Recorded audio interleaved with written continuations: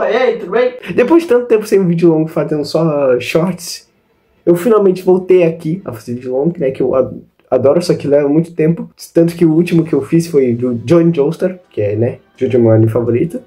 E o Johnny é meu personagem favorito de Jojo, então eu tinha que fazer o vídeo. Pra comemorar, eu vim fazer outro vídeo longo por causa do filme que vai sair de Kimetsu no Yaiba, dia 11 de setembro, que é o dia, talvez seja o dia que você esteja vendo esse vídeo. E a gente já sabe que o filme vai ser incrível, né? A animação é incrível, a luta é incrível. Então hoje eu vim falar sobre um dos personagens que eu gosto muito no anime, do mangá, e que é o mais forte do anime, Yoruichi. Algumas vezes eu vou mudar ao longo do vídeo como se fala o nome dele, porque eu realmente não sei como se fala direito o nome dele.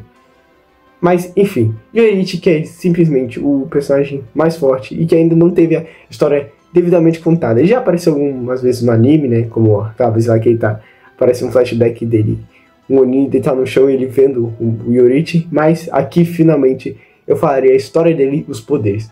Então, bora começar esse vídeo já como? Explicando a história dele. Só que antes eu tenho que explicar que a história dele é contada pelo Kokushibo e por ele mesmo, numa visão do passado que o Tanjiro tem através de um familiar dele.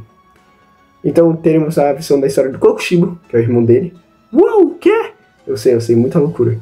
E do antepassado do Tanjiro. E é óbvio que esse vídeo vai ter spoilers, então só bora. A nossa história começa com o nascimento de dois irmãos gêmeos, Michigatsu e Yoruichi. Sim, Michigatsu. Deve ser por isso que ele muda o nome dele para Kokushibo, ou nome esquisito. Mas enfim, Yoruichi nasce com uma marca estranha na cabeça. Uma marca de fogo, parecia. Vermelha. Que a gente vai saber depois que é a marca do caçador. Ou seja, ele é o único humano da série inteira que nasce com a marca do caçador. Enfim, quando ele nasceu, o pai dele queria matar ele. Só que a mãe dele foi lá e protegeu ele, como se fosse uma besta impedindo que matasse seu filho. Então, com a criação dos dois, foi decidido que Michigatsu iria se tornar um samurai para defender a nação, e Yoruichi ia ir por um tempo quando completasse 10 anos. E a forma de vida dos dois foi separadas em quartos diferentes, kimonos, roupas, tudo, criação, tudo diferente. Yoruichi não sabia falar direito. Até os 6 anos de idade ele não falava nada. Então as pessoas achavam que ele era surdo. Tanto que a mãe dele fez um colar, quer dizer, um brinco. Brinco de quê? Hanafuda, sim, os mesmos de Tanjiro. Como uma oferenda para o deus do sol soprar as orelhas dele. A gente vê pela visão do Kokushibo que ele fala que ele tinha pena do Yoruichi. Só que o Yoruichi, pra ele sempre via o irmão dele protegendo. Então não sei se o Kokushibo só mentiu que ele sentia pena porque o Yoruichi era assim frágil e não sabia falar, ou ele realmente amava o Yoruichi. Tanto que depois de um dia o pai deles bateu no Michigatsu por ele ficar falando com o Yoruichi. O Michigatsu foi lá no quarto do Yoruichi e deu para ele uma flauta. Uma flauta que ele mesmo fez. Que quando o Yoruichi assoprasse, o Michigatsu ia lá ajudar ele, não importa qual o problema for. E o Yoruichi adorou.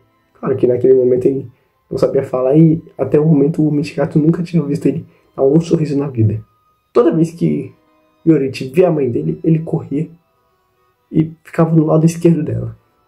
Lado esquerdo, que é muito importante. Vocês vão entender porque estou falando especificamente do lado esquerdo. Um dia, enquanto o Yoruichi estava vendo seu irmão treinando, ele olhou e falou: "Mano, tu quer ser o espadachim mais forte, né? Que legal." Daí o Michigatsu ficou tão chocado que deixou a espada dele cair porque é a primeira vez que ele falava. Ele já falava muito bem. O cara já nasceu com hack, né? Beleza. E daí ele sorriu também pela primeira vez. Aí um dia, quando o Michigatsu estava treinando no começo dele, o Yoruichi falou: "Oh, eu posso treinar também?" Daí o treinador do Michigatsu falou: "Beleza."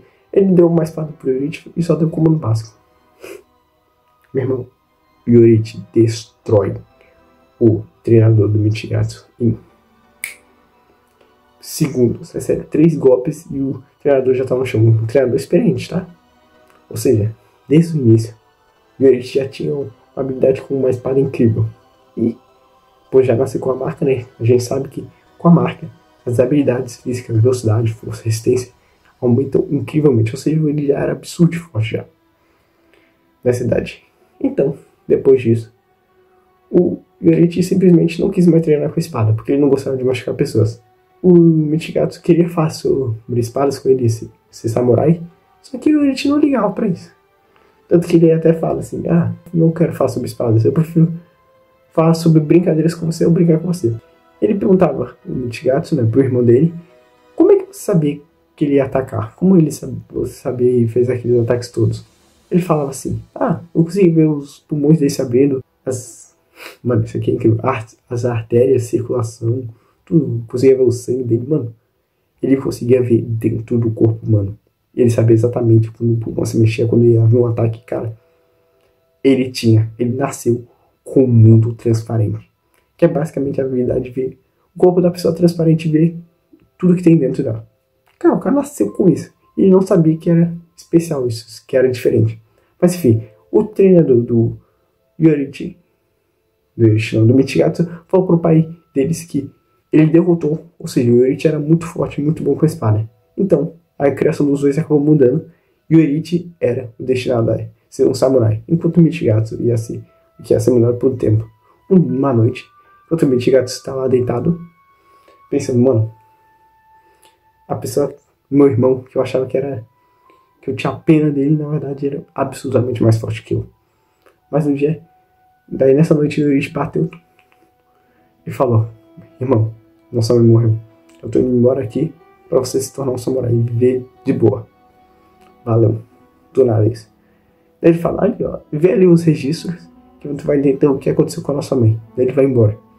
Daí o Kokushibo, Michigatsu, eu vou falar Kokushibo que é mais fácil. Kokushibo olha as inscrições, como é que fala? Os diários, anotações, e vê que a mãe dele sofreu com uma doença fazia muitos anos. E ela sempre sentia uma dor no lado esquerdo. Ou seja, toda vez que o Yorichi via a mãe dele, não era porque ele era tipo, eu quero ficar perto da minha mãe toda hora, ficava abraçando porque amava muito ela. Não.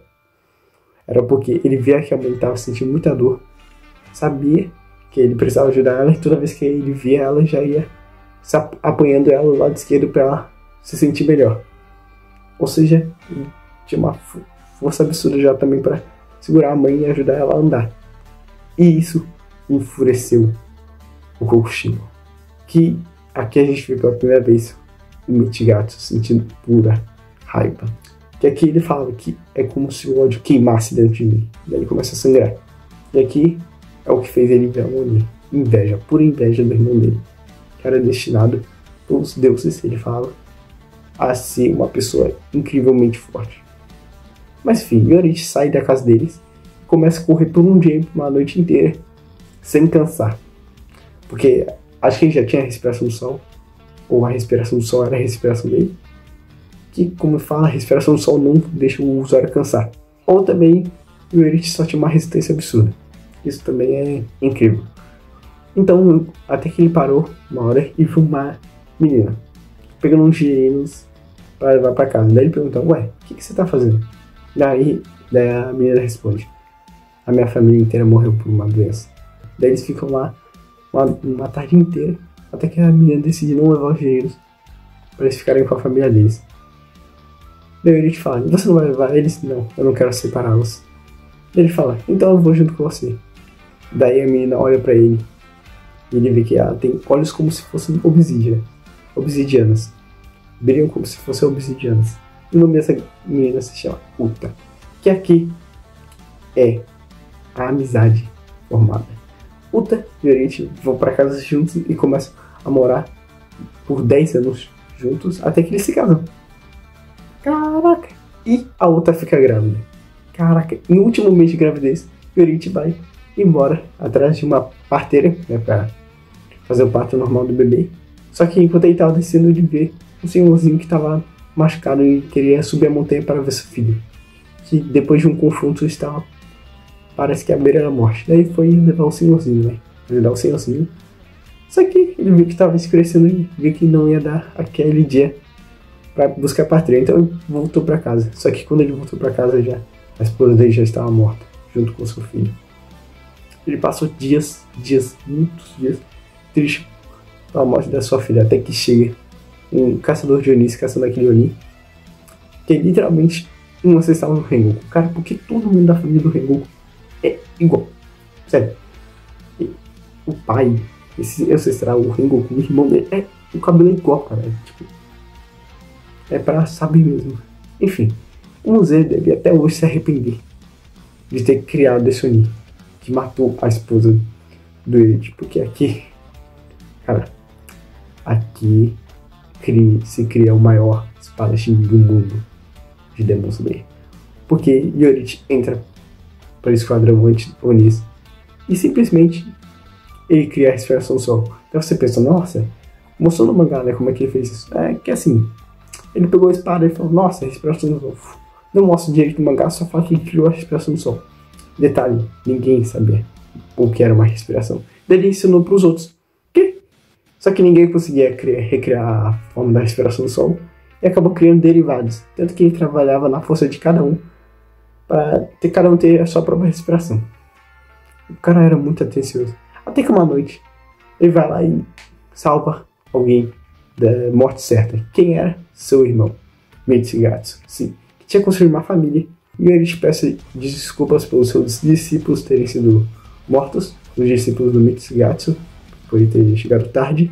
E daí o Mitsugatsu falou que a inveja dele tinha voltado naquela hora. E seus dias de calmaria tinham acabado. Então ele simplesmente abandonou a família, o Mitsugatsu, e se tornou um Oni, um espadachim. Só que ele não conseguia recriar a respiração do sol e falou, quer saber o que fez? E criou a respiração da lua. Diz só ele sabe a respiração da lua. Ou seja, o cara é tão roubado que ele simplesmente criou uma respiração e falou, fez, não vou dividir com ninguém. Incrível. Enfim, já que o Yoruichi tinha a marca do caçador, outras pessoas acabaram também pegando a marca do caçador. Porque tanto no anime fala, quem tem uma marca do caçador, junto com outras pessoas vai acabar despertando, facilitando que as outras pessoas despertem essa marca do caçador. Então várias pessoas começaram a despertar, tanto que até o próprio Mitsugatsu despertou sua marca. Nossa!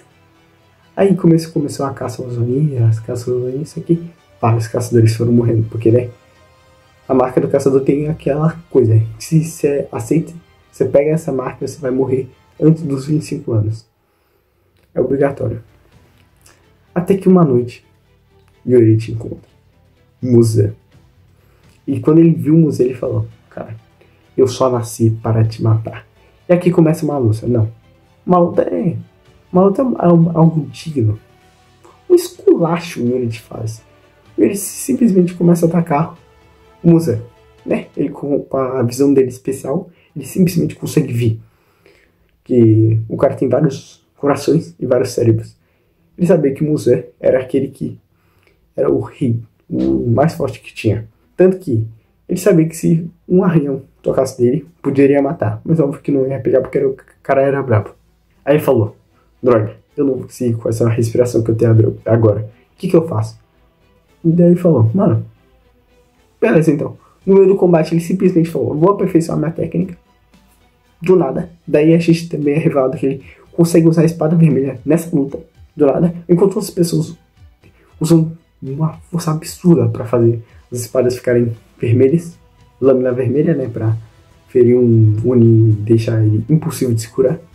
E a gente não. Ele pega e faz rapidinho, ele só segura. Cara, você sabe o quão absurdo é? Ele tinha lá a marca a respiração do sol, não era tão forte, ele falou, nossa, vou deixar ela mais forte ainda. Simplesmente corta o Muzan em pedaços. Incrível.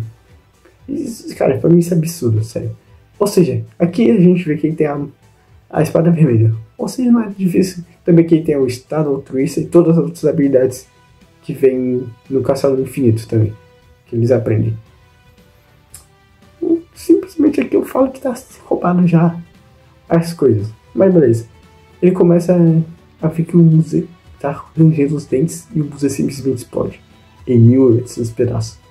Só que o Yoruichi não tava prestando muita atenção, tanto que ele tava prestando na Tamayo. Sim, a Tamayo tava junto com o Muzan. Que eu até hoje não entendi.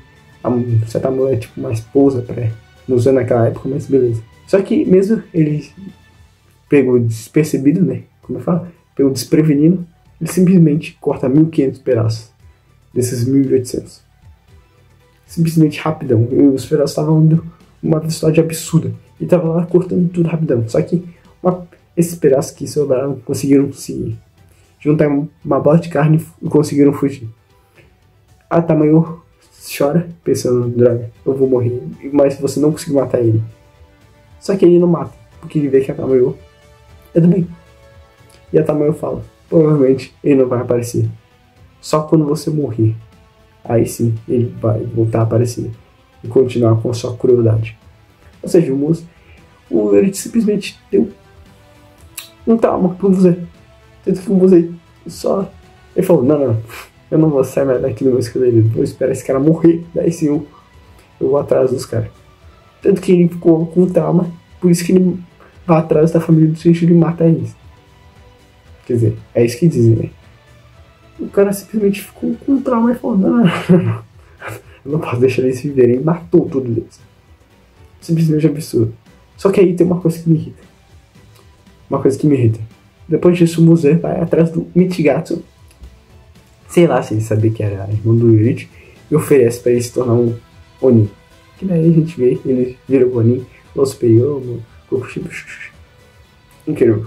O Yoruichi vai até o Esquadrão de Demônios. Que aqui, mano, aqui me dá uma raiva absurda. Que o Esquadrão de Onis simplesmente começa a falar, cara, você deixou o Yoruichi fugir, o Muzan fugir, você deixou a Tamayo fugir, e o seu irmão acabou sendo transformado em Oni. Você não tem vergonha, né? Você devia se matar. Os caras só não fizeram ele se matar porque o cara lá da família Blue é chique. Um garoto falou, não, vocês já estão se passando já.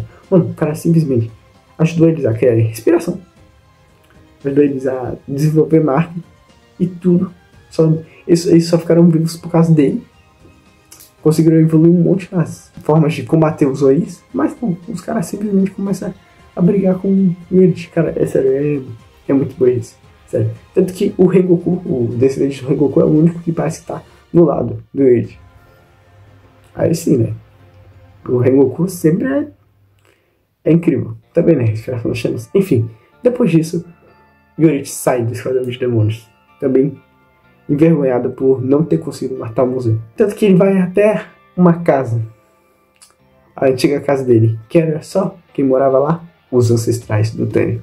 Sim, que é aí que ele conta a história dele de vida pro ancestral do Tanjiro, que é um nome todo esquisito lá, que eu não vou lembrar agora. E, antes dele sair, ele faz uma dança do sol. Quer dizer, ele faz a respiração do sol, mostra pra eles. E é por isso que é tipo a dança do deus do fogo. Porque pra eles o Yoruichi parecia um espírito. O cara é tão habilidoso que parecia o espírito do fogo, simplesmente. O próprio deus do sol mostrando pra eles a técnica. Era absurdo. Só que ele falava e achava que ele era um homem sem valor por tudo que tinha acontecido com seu irmão e poder deixar o Muzan fugir. O Muzan é covarde, né? Obviamente.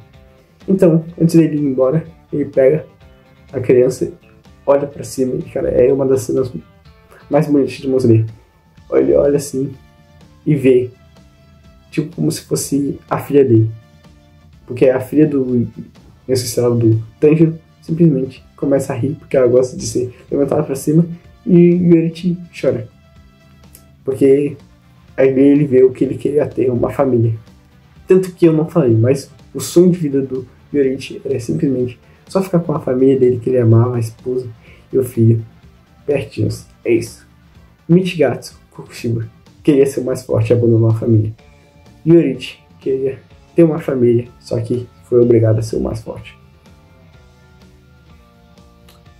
Cinema é incrível. Eu tenho que falar, a história do Yoruichi é incrível, mas não acabou ainda. Depois de estar indo embora, né, o ancestral do Tanjiro, né, por Yoruichi ter salvado a vida dele de Oni, simplesmente fala, calma aí, cara, como é que tu vai? Você não pode desistir assim na sua vida. Daí, o Yoruichi dá o brinco de Hanafuda pra ele e sorri. Quer dizer, não nessa ordem, né, mas sorri. Porque ele mostrou pra eles a dança do fogo, a respiração do sol. Claro que ele não achava que eles iam aprender, ou sei lá, eles iam tentar virar caçadores para combater os Oni, mas acabou criando o Tanjiro. Sim, o Tanjiro é a criação do Yoichi por ter passado os ensinamentos dele para a geração, para os ancestrais do Tanjiro. Ou seja, tudo amarradinho, tudo incrível. Esse personagem é incrível. Ou seja, pulamos pro futuro. Aqui a gente sabe que ele se aposentou e ele, em algum momento ele foi lá nas vilas dos ferreiros e simplesmente salvou um ferreiro, que simplesmente criou um robô para treinamento e deixou uma espada lá dentro. Eu não sei como é que ele conseguiu uma espada depois, sendo que ele estava aposentado, mas beleza. Ou isso foi antes dele se aposentar, aí a gente não sabe. Qual robô foi esse que ele criou? Yoichi tipo 0. Aposto que vocês se lembram dele da temporada da Vila dos Ferreiros. Sim, é ele. Pra todo mundo que achava, uau, que coisa incrível, de onde é que saiu esse robô, esse visual desse robô? É dele. Ele viu que o Yoichi era tão forte que, mesmo criando um robô com um braço só, não ia ser o suficiente para replicar a força e a velocidade do Yoichi. Então ele foi lá e colocou 3 braços no robô. E mesmo assim o Yoichi não consegue. O robô do Yoichi não consegue nem chegar perto do verdadeiro Yoichi. Isso é incrível, eu tenho que falar. Mas enfim, o que acontece no final? Nós vimos que Kokushibo vai até um lugar e acaba vendo algo inacreditável. O irmão dele, com 85 anos de idade. Uma coisa impossível de acontecer por causa da marca do caçador. E aqui a gente tem 2 hipóteses. Pode ter nascido com a marca, ele pode ter sido diferente, e pode ter vivido até os 85 anos por ter nascido com ela. E por isso ter umas propriedades diferentes. Ou ele é tão forte que simplesmente anulou essa regra de viver até os 25 anos de idade com a marca do caçador. Dos 2 jeitos é absurdo ele continuar vivo com a marca. Mas enfim, Yoichi chora, porque ele não queria ver o irmão dele daquele estado. Kokushibo fica inacreditável. Ele fala, cara, como isso é possível? Só que Yoichi vai lá, se posiciona para atacar e ele já sente. Com aquele ataque ali, a raiva dele já volta. O Kokushibo já sente a inveja que ele sentia queimando dentro dele. Só que, rapidamente, ele quase arranca a cabeça do Kokushibo. Sim, o Kokushibo quase morre. Tanto que ele fala que o próximo ataque que o Yoichi desse poderia ser o fim dele, se ele não fizesse algo. E provavelmente ele realmente ia morrer. Mas assim, tanto que tem uma coisa inacreditável que ele fala. Os seus poderes, a sua velocidade, a sua força está no auge. No auge igual quando você tinha, sei lá, quando você era jovem. Ou seja, o cara já era absurdo de forte. Com, sei lá, 85 anos. Continuar com a mesma força. Isso é inacreditável, um pouco roubado, né? Só que Yoichi acaba morrendo de velhice depois desse ataque. Eu acho que o ataque foi muito forte e o coração dele não acaba aguentando. E ele morre ali. Claro, né? Porque o Kokushibo sobreviver, porque senão ele tava ferrado. E o Yoichi morre na frente dele. E o Kokushibo, pela raiva tremenda de saber que nunca vai superar seu irmão, acabar cortando ele no meio. Cara, ele já estava morto e ele morreu de pé. Isso também é inacreditável.